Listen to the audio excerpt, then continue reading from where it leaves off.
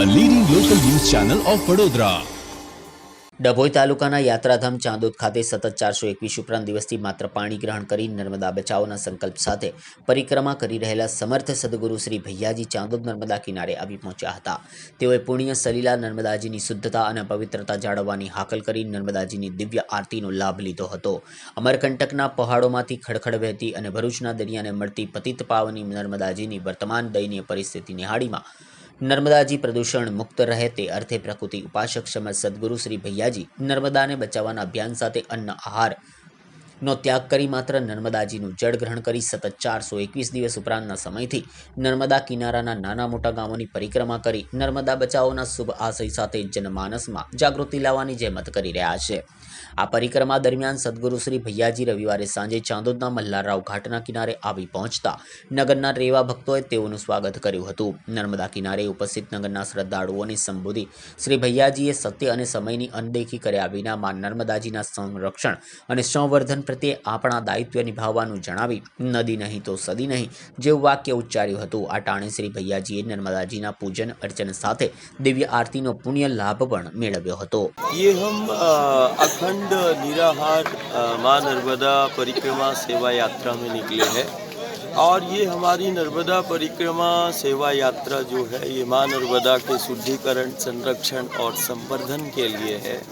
और आज बेहद आवश्यक है कि माँ नर्मदा हमारा जीवन है, माँ नर्मदा हमारा अस्तित्व है.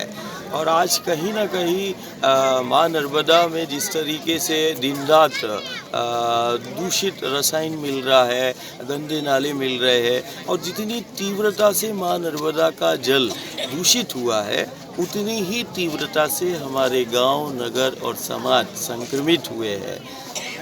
साथ में एक सबसे बड़ी समस्या है कि एक तरफ दूषित हो रहा है अमृत तुल्य जल, दूसरा इससे बड़ी भयावह स्थिति है कि माँ नर्मदा का जल धीरे धीरे कम हो रहा है. उसके पीछे कारण ये है कि माँ नर्मदा का जल स्तर भी विगत 1 दशक से कम हुआ है और हम ये देख रहे हैं कि जब माँ का आंचल भरा रहता था आज माँ के आंचल ठंड में सूने हुए हैं. नर्मदा का जो प्राण क्षेत्र है वो हरित क्षेत्र है, वो पेड़ पौधे हैं. ये अमरकंटक और नर्मदा के तटीय क्षेत्रों में ऐसी कोई व्यवस्था नहीं कि बर्फीले पहाड़ हों और बर्फ पिघल रही हो और जल बन रहा हो. नर्मदा का जो आधार है वो अभ्यारण्य है, जंगल है, ये हरित क्षेत्र है. ज़रूरत और व्यवस्था और सेवा के नाम पर अंधाधुंध तरीके से नर्मदा का जो हरित क्षेत्र है, जो जीवन क्षेत्र है, जो जल संग्रहण क्षेत्र है, वो ज़रूरत और व्यवस्था और सेवा के नाम पर धीरे धीरे जंगल खत्म होते जा रहे हैं, हरित क्षेत्र खत्म होता जा रहा है, जिसके कारण नर्मदा का जल तीव्रता से कम हो रहा है. एक तरफ नर्मदा का जल तीव्रता से कम हो रहा है, दूसरी तरफ नर्मदा का अमृत तुल्य जल बड़ी तीव्रता से दूषित भी हो रहा है.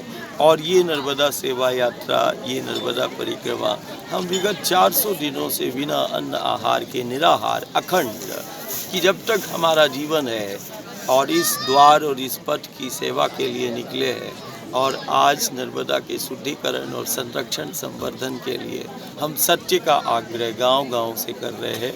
और हम यही प्रार्थना करना चाहते हैं कि जैसे घर द्वार के लिए हम सब ने समय दिया और घर द्वार को बनाने में हमने जीवन लगा दिया, लेकिन जिस द्वार से जीवन चलता है उस द्वार के लिए भी हमें समय देना पड़ेगा. ये आज समय की मांग है कि घर द्वार की तर्ज पर हमें नर्मदा के द्वार पर भी समय देना पड़ेगा और नर्मदा के द्वार को सुरक्षित और व्यवस्थित करना पड़ेगा.